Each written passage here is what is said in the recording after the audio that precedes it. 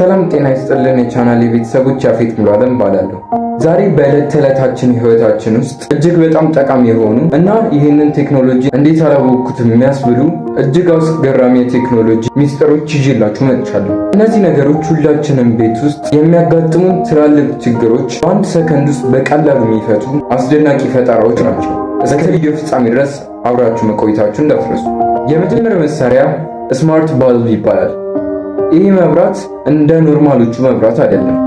ይህንን መብራት በስልካችሁ ላይ ባለው አፕሊኬሽን ማዘዝ ትችላላችሁ፣ ወይም ደግሞ በድምጻችሁ ብቻ ማዘዝ ትችላላችሁ።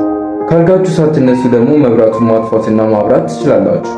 አልፎም ተርፎም ከለሩን ወደ ፈለጋችሁት መቀየር ትችላላችሁ። ሁለተኛ ደግሞ የቤታችንን የቪዲዮ እይታ ሙሉ በሙሉ የሚቀይር አነስተኛ ፕሮጀክተር ወይም ሚኒ ፕሮጀክተር ነው። ይቺ መሳሪያ በጣም ጥንጥዬና በኪስ ውስጥ የምትያዝ ናት። ነገር ግን ግድግዳ ላይ ስታበራት በጣም ትልቅ የግዙፍ የሆነ ምስል ታሳያለች። ስልካችሁንም ወይም ላፕቶፓችሁን በብሉቱዝ ማገናኘት ትችላላችሁ። ከዚያም አልጋችሁ ላይ ሆናችሁ ግድግዳው ላይ ወይ ጣራው ላይ በሰፊው ፊልም ማየት ትችላላችሁ። ሶስተኛው ጋጀት ደግሞ በተለይ ቪዲዮ ለምትሰሩ በጣም እጅግ ጠቃሚ ነው። እሱም የዋየርለስ ማይክ ነው።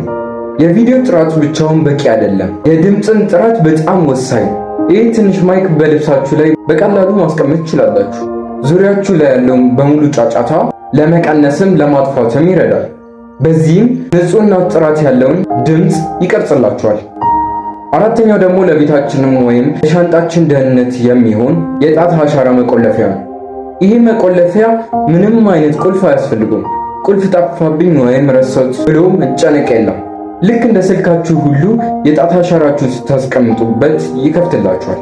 አምስተኛውና የመጨረሻው ደግሞ ሁልጊዜ ስልካችን የሚያስፈልገን ሰዎች ይጠቅመናል። ይሄም ዋየርለስ ፓወር ባንክ ይባላል። ይሄ ፓወር ባንክ ምንም አይነት ገመድ አያስፈልገውም። ስልካችሁ ጀርባ ላይ በማግኔት ስትለጥፉት ራሱ ቻርጅ ማድረግ ይጀምራል። በጉዞ ላይ በምትሆኑበት ጊዜ በጣም እጅግ ጠቃሚ ነው። ወይም ደግሞ መብራት በጠፋበት ጊዜ በጣም ይረዳችኋል። አምስቱ አስገራሚ ቴክኖሎጂ ይህንን ይመስሉ ነበር። ከዚህ ውስጥ እናንተ ማራኪ ሆኖ ያገኛችሁት ምንድነው? ኮሜንት ላይ ጻፉልኝ።